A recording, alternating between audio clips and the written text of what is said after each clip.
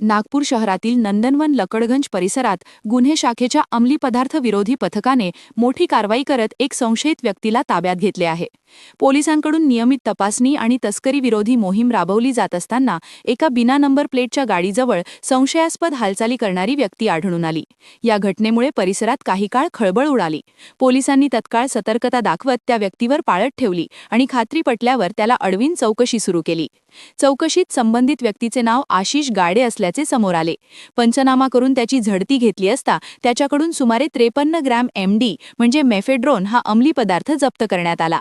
याशिवाय त्याच्याकडे असलेली गाडी बिना नंबर प्लेटची असून तिची नंबर प्लेट डिक्कीमध्ये लपवून ठेवलेली आढळली। तसेच बनावट आधार कार्डसह काही डुप्लिकेट कागदपत्रही जप्त करण्यात आली। या सर्व बाबींच्या आधारे गुन्हे शाखेच्या अंमली पदार्थ विरोधी पथकाने संबंधिताविरुद्ध गुन्हा नोंदवून पुढील तपास सुरू केला आहे। रोजी आम्ही नंदनवन लकडगंज परिसरामध्ये अंमली पदार्थ विरोधी गस्त करीत असताना आम्हाला एक बिना नंबर प्लेटच्या गाडीजवळ एक इसम संशयितपणे दिसून आला। आम्ही त्याची जवळ जाऊन खात्री केली असता तो अभिलेखावरील आशिष काडे नावाचा, ज्याच्यावर यापूर्वी सुद्धा एनडीपीएसचे गुन्हे आहेत, तो दिसून आला। त्यामुळे त्याच्या हालचालीवर आम्ही पाळत ठेवली। तो संशयास्पदरित्या दिसून आल्याने 2 पंचांना आम्ही त्या ठिकाणी पाचारण करून त्याची झडती घेतली असता त्याच्या ताब्यामध्ये 53 ग्रॅम एमडी मेफेड्रॉन हा अंमली पदार्थ मिळून आलेला आहे।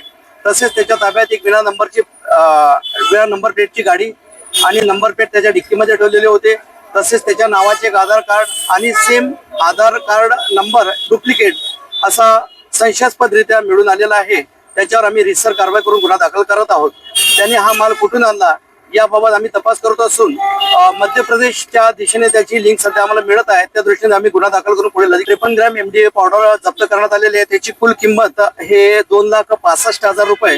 तसेच त्याच्या ताब्यात एक मोबाईल आणि एक मोपेड वाहन असं टोटल 3,60,000 रुपयाचा मुद्देमाल हस्तगत करण्यात आलेला आहे। नमूद आरोपीवर याविरुद्ध सुद्धा एनडीपीएस एमडीचेच 3 गुन्हे दाखल आहे।